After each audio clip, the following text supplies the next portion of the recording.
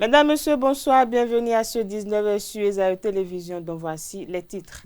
Le débat sur la possibilité pour Patrice Talon d'être candidat à l'élection présidentielle de 2026 continue d'agiter l'opinion. Le président de la commission des lois de l'Assemblée nationale, l'honorable Oden Aladatin, s'est prononcé sur la question. Le député juge que le débat est vidé. Les détails dans ce 19h.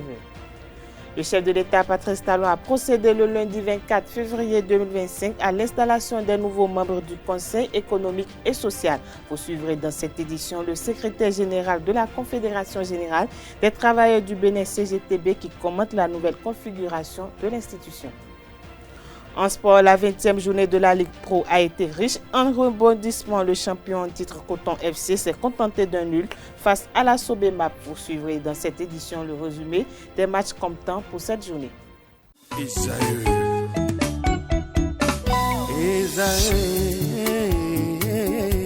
Vous recherchez une école de référence pour une double formation universitaire et professionnelle de qualité? Voici l'opportunité à ne pas rater. L'École supérieure d'administration, d'économie, de journalisme et des métiers de l'audiovisuel ESAE vous offre des programmes d'enseignement en licence et en master orientés vers l'emploi qui font d'elle une référence à travers les filières de l'administration générale et territoriale, l'administration du travail et de la sécurité sociale, droit, diplomatie et relations internationales, administration hospitalière, universitaire et intendance, journalisme et métiers de l'audiovisuel et toutes les filières des sciences de gestion. Une seule adresse, www.esae.bj. Rendez-vous dès maintenant sur nos campus ESAE Bedjromende au numéro 90 93 65 21 ou au numéro 98 98 14 00. Paracourt sur le numéro 52 46 12 12. Aboumé-Calavi au numéro 52 88 44 44. Akpaka au numéro 52 88 33 33. ESAE, l'excellence à un nom.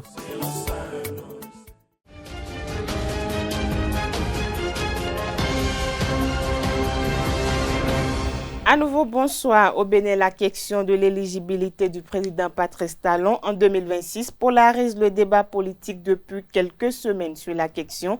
Le président de la commission des lois de l'Assemblée nationale, l'honorable Oden Aladatin, a mis fin au débat. Selon lui, la Constitution est claire, je cite, « Nul ne peut exercer plus de 2 mandats dans sa vie ». Cette déclaration a été faite lors d'une interview à l'occasion des 35 ans de la Conférence nationale des forces vives de la nation. Pour l'honorable Oden Aladatin, les discussions sur une possible nouvelle candidature de l'actuel président n'ont plus lieu d'être. Il a rappelé que cette disposition constitutionnelle votée en 2019 par un parlement acquis à Patrice Talon demeure en vigueur. Avant son avènement à la tête du Bénin, Patrice Talon a défendu l'idée d'un mandat unique et à l'occasion de sa prestation de serment en avril 2016, promis de ne faire qu'un mandat unique. Mais après l'échec de la révision en vue d'instaurer le mandat unique, Patrice Talon a décidé de briguer un deuxième mandat.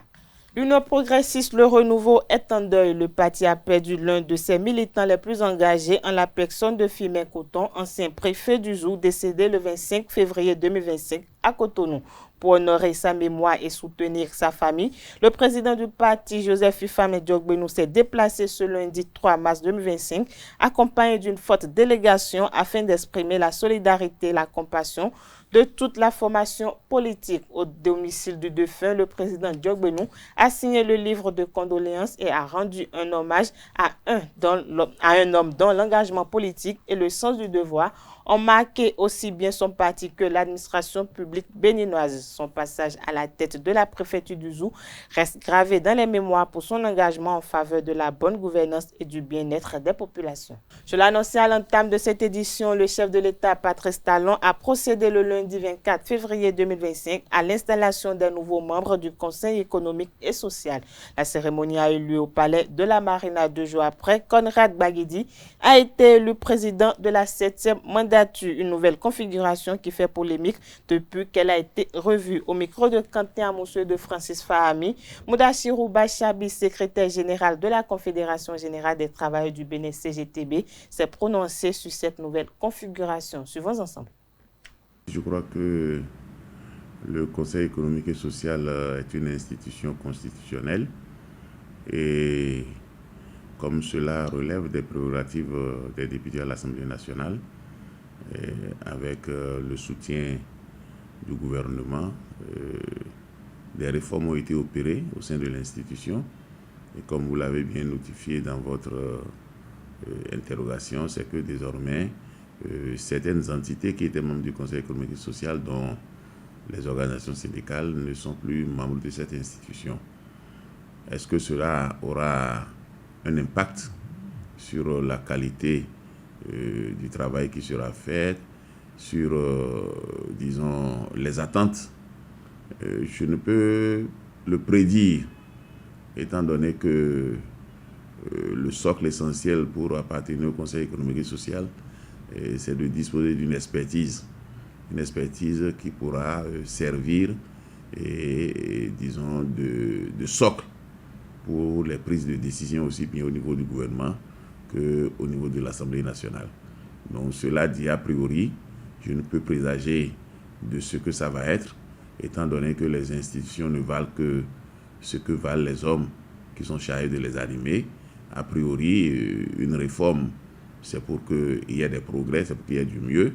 Et maintenant, lorsque l'on a fait cette réforme-là, il faut qu'elle soit portée par des gens de qualité. Ce que je sais, c'est que dans cette équipe, aussi bien au niveau national qu'au niveau déconcentré, il y a quand même des personnes qui ont un parcours et qui peut-être ce parcours peut servir. Il y en a qui ont été membres de l'institution déjà de par le passé. Et l'actuel président, pour ce que je sais, est un homme de qualité puisqu'il a appartenu à la législature, à la 6e mandature. Et donc, quand on le désigne pour conduire la 7e mandature avec les réformes que cela porte, je pense que s'il est bien accompagné par les autres membres, on peut s'attendre à ce que ce conseil-là calme un peu la soif de certaines personnes. Mais cela dit, comme il faut le reconnaître, une réforme reste une réforme. Une institution ne vaut que par ce que valent ceux qui sont chargés de l'animer. Et je crois que les jours à venir vont nous édifier. Le secrétaire général de la CGTB s'est également prononcé sur ses attentes vis-à-vis de cette équipe qui devra conduire la transition du Conseil économique et social. On le suit à nouveau.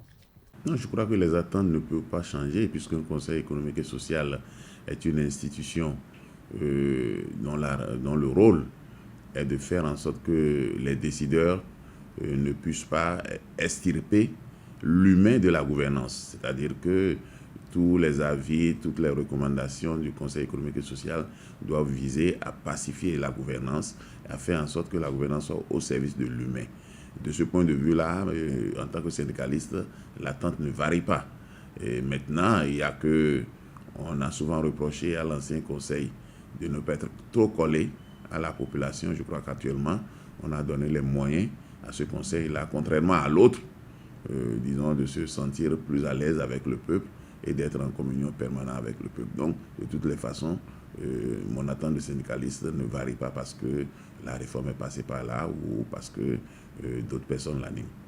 L'ancien ministre des Sports béninois Oswald Omeki a été suspendu puis destitué de ses fonctions au sein du parti politique Union progressiste Le Renouveau. Cette double sanction provisoire a été décidée par la direction exécutive nationale à l'issue de sa session ordinaire tenue le mercredi 26 février 2025. Au terme de cette réunion, la direction exécutive nationale a décidé également de solliciter l'autorisation de la haute direction politique du parti à l'effet d'engager une procédure disciplinaire contre l'ex-ministre des Sports. La direction exécutive de l'UPR justifie sa décision par la condamnation de l'ex-ministre Omeki à 20 ans de réclusion criminelle et une peine d'amende et à la réparation des préjudices causés à l'État. Parlons cadre de vie dans cette édition. La cité ministérielle construite au bord du boulevard de la Marina en face du Palais des Congrès va accueillir entre le 29 mars et le 14 avril 2025 les départements ministériels. Les 20 ministères concernés ont été informés par le secrétaire général de la présidence Pascal Irénée Koupaki via une correspondance. Dans ce cadre, chaque ministère doit soumettre au ministre du cadre de vie et des transports chargé du développement durable José Didier Tonato le 10 mars 2025 au plus tard le point des diligences accompli. La liste du personnel de chaque ministère doit être également envoyée au ministre en charge du cadre de vie pour la confection des badges d'accès. D'un coût global de plus de 145 milliards de francs CFA, la cité ministérielle est érigée sur 5 hectares. Elle est composée de 10 bâtiments de type R+5 offrant un total de 60 000 mètres de bureaux pour les ministres, leurs cabinets et les services centraux. L'association des spécialistes en environnement du Centre interfacultaire de formation et de recherche en environnement et développement durable a organisé le samedi 1er mars 2025 une journée de salubrité à l'université d'Abomey-Calavi. Cette activité a connu une forte participation. Le reportage avec Anaël Dou. Journée de salubrité à l'université d'Abomey-Calavi, organisée par l'Association des spécialistes en environnement du Centre interfacultaire de formation et de recherche en environnement pour le développement durable, ASE-CIFRED. Cette activité s'est ouverte par une caravane de sensibilisation.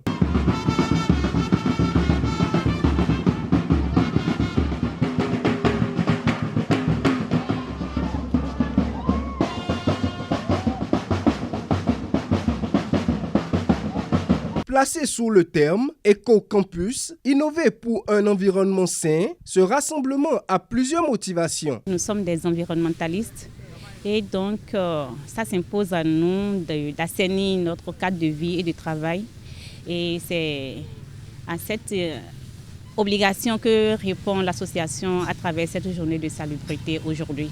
Nous avons constaté que malgré les efforts du rectorat, pour assainir le cadre de l'université d'Abomey-Calavi, cet objectif n'est toujours pas encore atteint.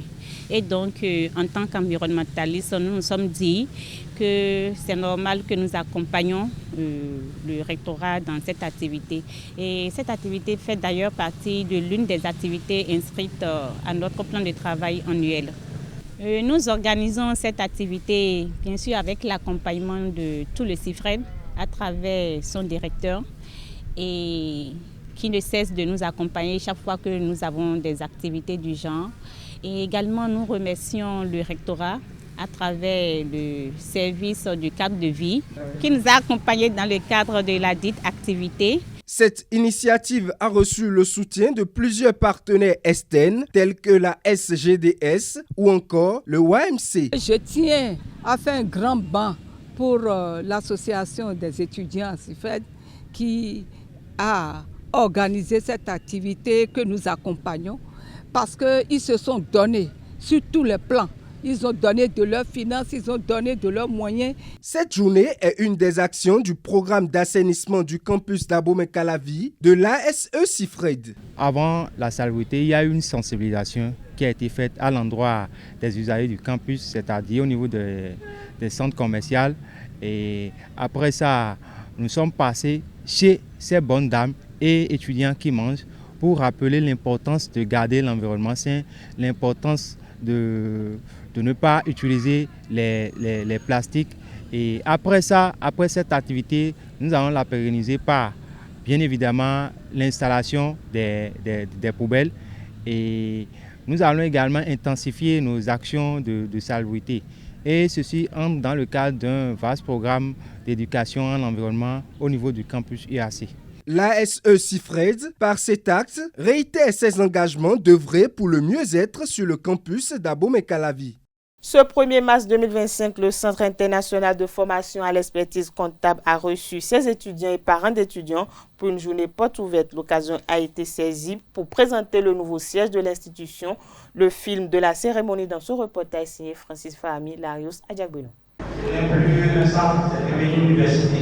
Le Centre international de formation à l'expertise comptable a ouvert les portes de son nouveau site à ses étudiants et parents d'étudiants. L'objectif, présenter le nouveau visage du CIFEC Bénin. Comme on dit, un corps sain dans un esprit sain, donc c'est très important de mettre tout à disposition des étudiants.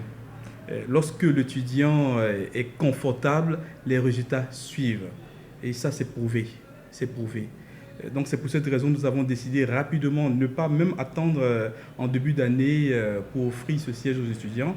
Et nous avons décidé de l'offrir dès maintenant, c'est-à-dire ce 1er mars-là. Un nouveau visage qui non seulement plaît aux futurs locataires, mais constitue une source de motivation pour de meilleurs résultats. Ce facteur va nous permettre de nous donner plus dans le travail et c'est une joie pour moi, contrairement aux conditions qu'on vivait dans l'ancien établissement, surtout dans ma salle. Ceux qui sont passés savaient qu'il avait une chaleur extrême.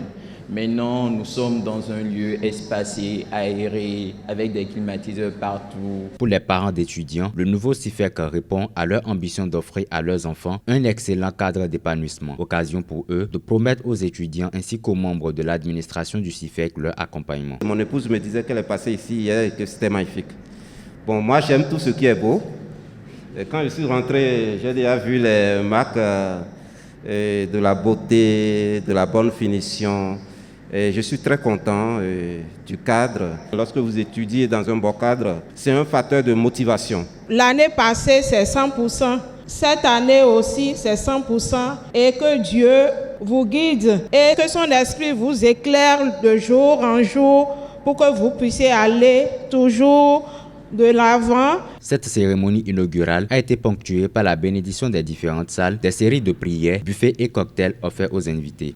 Parlons médias. Dans cette édition, la Haute Autorité de l'Audiovisuel et de la Communication a ouvert le 27 février 2025 sa première session ordinaire de l'année. Lors de cette rencontre, le président de l'institution, Edouard Kokoloko, a dévoilé les grands chantiers à venir, marquant ainsi le début de 4 mois de travaux intensifs pour renforcer la régulation des médias au Bénin. L'un des points majeurs abordés par le président Edouard Kokoloko est l'aide de l'État à la presse privée. Il a rassuré les acteurs du secteur que cette subvention tant attendue sera bientôt effective. Outre l'aide financière, la ACT s'attaque à la régularisation des médias non conformes. Les organes qui ne sont pas encore mis à jour auront donc l'occasion de se conformer, tandis que ceux dont les conventions ont expiré pourront solliciter un renouvellement s'ils remplissent les conditions. 2 jeunes supposés proches de frères ont vu personnage soupçonné d'être Steve Amoussou risque 5 ans de prison dans 2 fermes pour des faits d'escroquerie via Internet. Le parquet spécial de la Criette a requis cette peine lors de l'audience correctionnelle du lundi 24 février 2025. Selon le ministère public, des traces d'activités cybercriminelles ont été découvertes dans les téléphones des prévenus après une fouille approfondie. Le parquet a également demandé une amende d'1 million chacun en plus de la peine d'emprisonnement. Maître Aboubakar Baparapé, avocat des prévenus, a plaidé la relaxe, estimant que les charges ne sont pas fondées. Il a expliqué que l'un des accusés menait des recherches sur la cybercriminalité dans le cadre d'un projet de sensibilisation. La Cour a mis l'affaire en délibéré pour le 24 mars 2025, date à laquelle elle rendra son verdict. Religion dans cette édition. Depuis ce samedi 1er mars 2025, les musulmans ont entamé le mois de Ramadan, un mois au cours duquel les fidèles sont invités à adopter des comportements de piété et de partage. Mais ce mois est également marqué par des prières et de coutumes de divers ordres tels que les prières de Tarawih. Que comprendre de ces prières et qu'en est-il de l'intérêt pour les fidèles musulmans? Réponse avec Fatih Tidjani, imam de la mosquée centrale de Modokome. Il est au micro de Francis Fahami. La prière communément appelée Hachamou, qu'on connaît sous l'appellation de Tarawih en arabe, c'est une prière surérogatoire. Quand je dis surérogatoire, c'est-à-dire que c'est une sunna, une tradition de notre prophète Mohammed sallallahu alayhi wa sallam, paix et bénédiction sur lui. Il avait l'habitude de célébrer ces prières-là. Donc, c'est une prière qui annonce l'arrivée du mois de Ramadan et qui s'effectue spécialement dans le mois de Ramadan. Le fidèle musulman qui se permet d'être assidu dans ces prières qui s'effectuent en réalité juste après la prière de Ishaï, c'est-à-dire la prière de 20h, la dernière prière parmi les 5 prières obligatoires que le musulman doit effectuer quotidiennement. Lorsque le musulman s'attelle à effectuer ces prières surérogatoires appelées Tarawih Hachamou, c'est dit dans un hadith, dans une tradition du prophète, que une telle personne verra tous les péchés qu'il a eu à commettre durant les années antérieures, il verra ces péchés-là qui seront pardonnés auprès de son Seigneur. La prière de Hachamou en congrégation est une prière qui amène le musulman à se rapprocher plus de son Seigneur. Dans certaines mosquées, il est organisé lors de ces prières surrogatoires appelées Tarawih, la lecture complète du Coran durant les nuits du mois de Ramadan où on fait ces prières-là. C'est-à-dire que les mosquées s'organisent et c'est avec le Coran complet. Donc c'est une occasion pour le musulman qui va à la mosquée d'écouter, de vivre la lecture du Coran et d'avoir le temps de méditer sur les paroles d'Allah subhanahu wa ta'ala. C'est vrai que cette prière en congrégation, le prophète ne l'a pas toujours fait en congrégation. Il l'a fait, mais à un moment donné, à un certain moment, il l'a fait seul et il l'a fait avec quelques disciples en privé pour éviter que les gens ne prennent pas cela comme étant une obligation. C'est à l'arrivée du calife, c'est-à-dire du successeur Omar ibn al-Khattab, que lui, il a prescrit en commun, et cela se fait depuis ce moment-là en congrégation. Toujours est-il que ce n'est pas une obligation, mais ces mérites sont tellement forts qu'il est important de le faire en congrégation pour pouvoir se rapprocher plus de son Seigneur et vivre aussi l'union, le mélange entre les frères et sœurs musulmans, se connaître davantage et vivre ce moment fort du mois de Ramadan ensemble en communauté. Hors de nos frontières, le Royaume du Maroc et la République d'Albanie ont réaffirmé ce 1er mars 2025 à Rabat leur engagement à renforcer davantage l'excellence de leurs relations bilatérales dans différents domaines. En visite de travail au Maroc du 1er au 4 mars 2025, le ministre albanais de l'Europe et des Affaires étrangères et le chef de la diplomatie marocaine ont signé une déclaration conjointe à l'issue de leurs entretiens après avoir signé l'excellence des relations entre le Royaume du Maroc et la République d'Albanie. Les deux parties ont réaffirmé leurs engagements à renforcer davantage, notamment dans les domaines culturels, économiques, commerciaux. Les deux chefs de la diplomatie se sont engagés également à poursuivre leurs consultations et leur coordination au sein des organisations et instances internationales. Après le clash entre Donald Trump et Volodymyr Zelensky puis le sommet international de Londres sur la sécurité en Europe, un débat sans vote sur la guerre en Ukraine est organisé à l'Assemblée nationale ce lundi 3 mars 2025. Le Premier ministre français a ouvert les débats et a salué Volodymyr Zelensky, un président qui, je cite, n'a pas pilier, évoquant l'altercation avec Donald Trump dans le bureau ovale de la Maison-Blanche. Le président ukrainien a d'ailleurs été applaudi par les députés à la demande de François Bayrou. Comme le Premier ministre français le dit depuis plusieurs semaines, l'Europe est face à un moment de bascule. Il devrait ainsi plaider pour un renforcement de l'indépendance militaire européenne au moment où l'Amérique de Trump semble tourner le dos au vieux continent. Il est à noter que ce n'est pas pour la première fois que la représentation nationale débat de l'Ukraine l'an dernier. Déjà, les députés avaient débattu d'un accord de coopération militaire entre Paris et Kiev. Quelques différences toutefois, Donald Trump n'était pas revenu à la Maison-Blanche.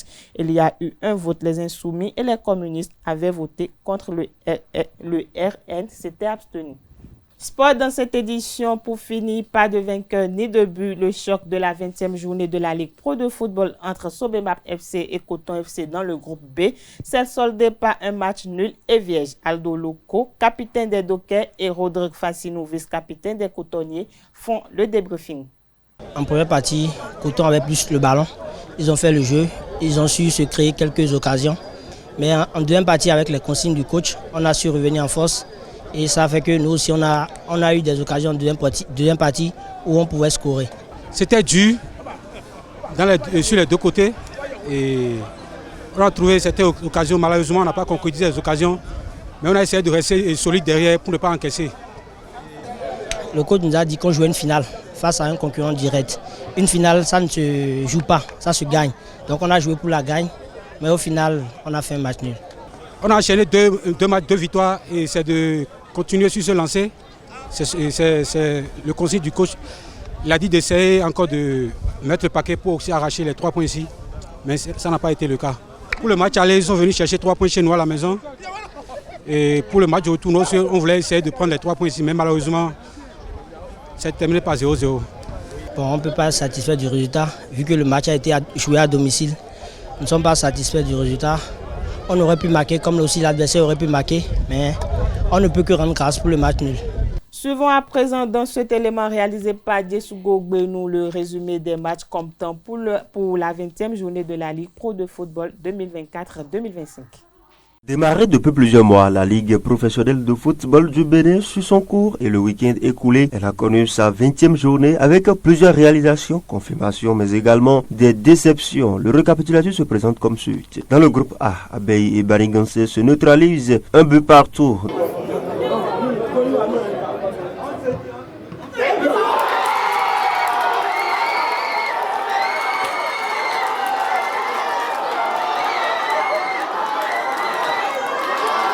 Dynamo de Parakou n'a pas résisté face à l'humiliation à elle attribuée par Damissa. Score très remarquable, 3-0.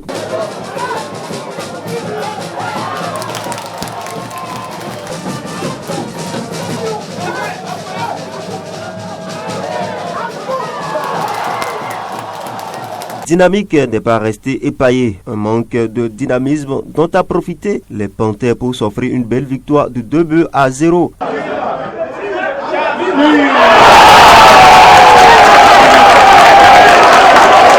Buffle s'en est sorti 1-0 devant Takounen. Même scénario entre les Cavaliers et Loto Popo.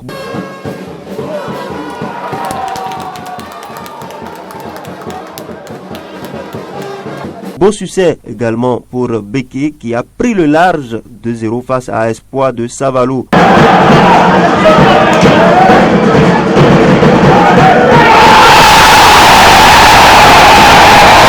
Autre rencontre tenue ce week-end dans ce groupe. Bois de Sinandé s'impose de justesse 3-2 devant AS Tonnet et Real Sport perd devant Dadje sur le large 3-1. Dans le groupe B, AS Police s'incline 0-1 contre AS Cotonou à Didja. Et les requins se neutralisent, score nul et vierge. Aziza s'impose 1-0 devant Aïma, victorieuse le week-end écoulé. La Soumap et les cotonniers se respectent également, score nul et vierge.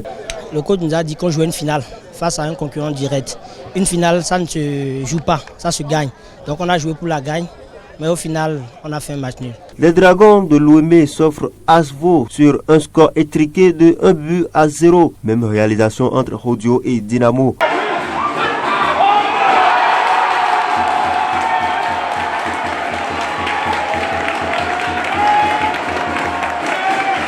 Dans les autres rencontres de la partie, la jeunesse athlétique de Kétou s'impose 1-0 face à son vis-à-vis de Pobert. Aspak bat l'US craqué 1-0 et Sitatunga prend le large sur Étoile Filante 3-1. Dans le classement, on retrouve dans la poule A Dadje premier avec 40 points. L'US Cavalier, deuxième avec 37 points. Damissa, troisième, 36 points. Dynamo d'Abomey, quatrième, 34 points. Panthère, cinquième, 33 points. Rodio, sixième. Septième, Espoir de Savalou. Huitième, AS Takounen. Banigansé, neuvième. Dixième, Beke FC. Onzième, Loto FC. Douzième, Buffle.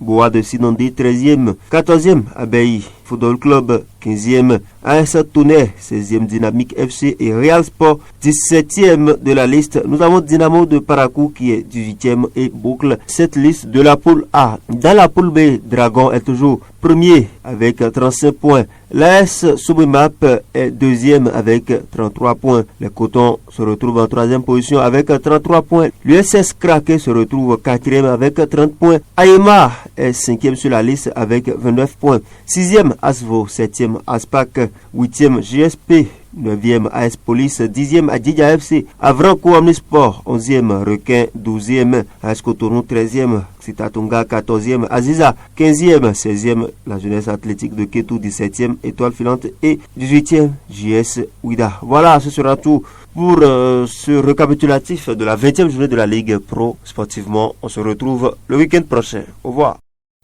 D'une discipline à une autre à présent, la 8e édition de la compétition Les Futurs Champions de natation s'est déroulée le 28 février et 1er mars 2025 à Grand Popo. Une soixantaine de jeunes nageurs dans 5 catégories de 6 à 7 ans, de 8 à 9 ans, de 10 ans à 11 ans et de 12 ans à 14 ans et de 17 ans de 15 ans à 17 ans. Le reportage avec Seton Delarius à Diagbeno.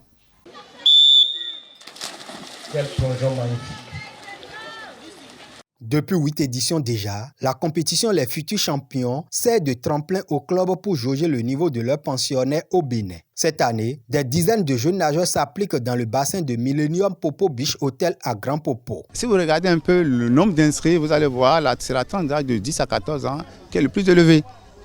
Ouais, alors que c'est surtout cette tranche d'âge-là qui est en train de monter tout doucement. Depuis l'année passée, j'avais déjà remarqué que l'année passée, il y avait la tranche d'âge de 10 à 12 ans. Et cette année, cette tranche d'âge-là est passée de 12 à 14 ans. Les enfants ont monté, vous voyez, et il y a plus d'inscrits dans cette catégorie d'âge. Et c'est ça qui a fait que dans leur catégorie, il y a plus d'épreuves même. Et c'est pas assez creusé qu'il faut commencer par juger les enfants pour voir leur niveau. D'ici quelques mois, il y aura les championnats d'Afrique junior. Vous voyez? Donc, on est à 1 an des Jeux olympiques de la jeunesse. Donc, il faut forcément que les enfants soient tout le temps en jambes pour que leur niveau puisse monter.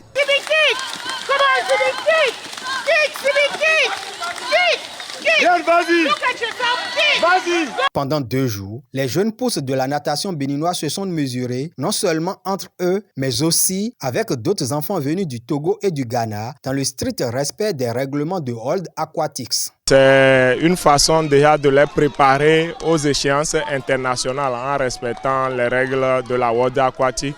On éduque les enfants très tôt sur les règles et conditions de pratique au niveau de la World Aquatic. Donc c'est une bonne chose, nous apprécions cela, c'est une bonne chose et on doit progressivement très tôt initier les enfants à ces règles-là. C'est vrai qu'il y a encore beaucoup à améliorer, mais vu leur niveau, leur catégorie d'âge et les prestations par rapport à leurs camarades, nous réjouissons.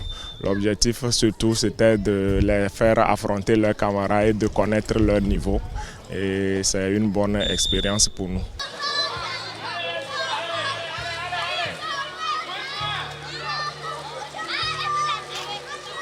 Les Futurs Champions est une compétition qui s'inscrit dans la stratégie de développement de la natation au Bénin. La fédération mesure sa portée dans la préparation de la relève. Cette compétition permet de préparer la pépinière. Les pépinières est minime. Ces enfants qui travaillent, qui sont entretenus par ces compétitions, nous permettent d'avoir des athlètes de demain. Parce qu'au niveau fêtière, au niveau World Aquatique, au niveau Afrique Aquatique et même de la zone 2, on ne reconnaît que les juniors et les seniors. Donc, lorsqu'on fait ce genre de compétition, on apprend ces enfants à embrasser après la carrière d'athlète, la carrière des compétitions internationales.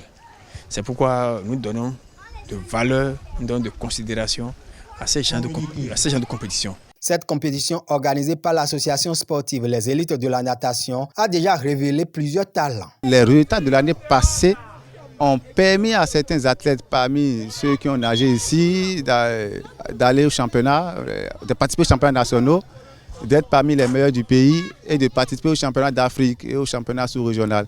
Et ça a permis de rehausser leur niveau. Donc, raison pour laquelle nous avons mis l'accent sur le chrono. Et c'est surtout à cause de ça qu'on a voulu élargir ça en prenant 2 jours pour que les enfants puissent récupérer au temps opportun pour être en pleine forme pour les épreuves dans lesquelles ils se sont inscrits. Les meilleurs de cette 8e édition sont repartis avec des médailles et d'autres lots, comme c'est le cas chaque année. Rendez-vous à la prochaine édition des Futurs Champions de natation en 2026. Voilà, c'est sur cette note sportive que prend fin cette édition. Merci de nous avoir suivis. Agréable soirée à tout un chacun.